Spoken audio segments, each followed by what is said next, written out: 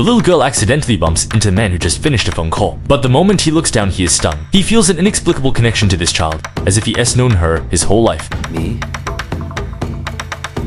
I was in love a long time ago.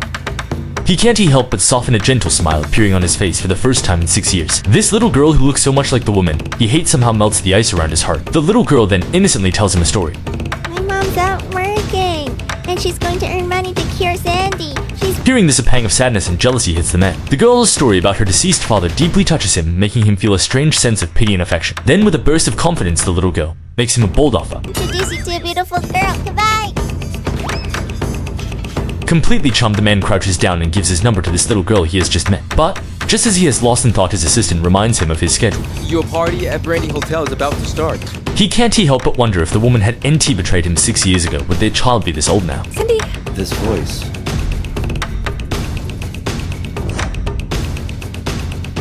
But at that very moment, a familiar voice calls out a name that freezes him to the core. Sandy. He turns his head sharply, his eyes filled with disbelief and shock. He frantically asks his assistant if he heard it too, but the man shakes his head. He interprets this auditory hallucination as a warning from the heavens. Sorry. Meanwhile, Sandy excitedly tells her mother about the handsome man she met. Then I could have introduced you.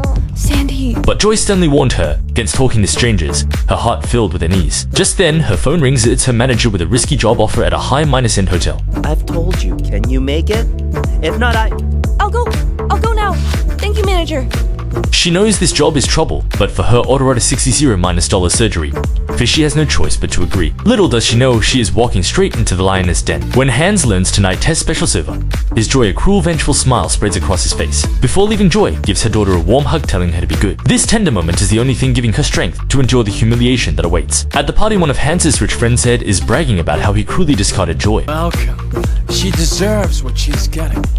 It's all she deserves. He has no idea that every word is fueling the fire in Hans's heart. I'm your singer for today. Hans's voice turns S- cold, the atmosphere dropping to a freezing point. I'm your singer for today. Justice Ed is continuing his vile slander. The door swings open. It has Joy. The entire room falls silent. Friends are shocked, recognizing her as the once great Miss Chris. What are you talking about? Nothing. They had no idea the surprise they arranged for Hans was the woman he despised most. Hans's friends had warned each other not to bring up Joy's name, I don't want him to live in all hate and stuff. because for Hans's birthday is not a day of celebration but a painful anniversary of his betrayal. Surprise you prepared for me? Hans. As Joy turns to leave the humiliating scene, Hans stops her. He throws a stack of cash on the table, his condition cruel and simple. Finish 1 cup of wine, you get 10K. At that moment, a memory flashes in Joy's mind. The doctor is warning from 6 years ago that she has a deadly allergy to alcohol. Otherwise. Joy. It was my fault. But for her daughter's surgery, she picks up the glass, forcing a smile. Today is Mr. Hans's birthday. She drinks cup after cup as Hans coldly watches, throwing more money on the floor. His friends try to stop him, but he's consumed by revenge. Now, didn't you just love me? Another friend joins in rebellion, abusing Joy for her choices. Thank you so much. She kneels to pick up the scattered bills, her dignity completely shattered. Suddenly, Hans grabs Hirsch and his voice laced with venom. I was in jail for 1,095 days. He tells her this is just the beginning. Then he notices the necklace he gave her years ago and cruelly orders her to take it off. Grab! She clutches it tightly, the last remnant of their dead love. After Joy leaves, Hans erupts in fury at his friends for their foolish arrangement. Listen, from now on, don't make decisions for me. At the same time, Joy gets a devastating call. Her arrest condition has worsened.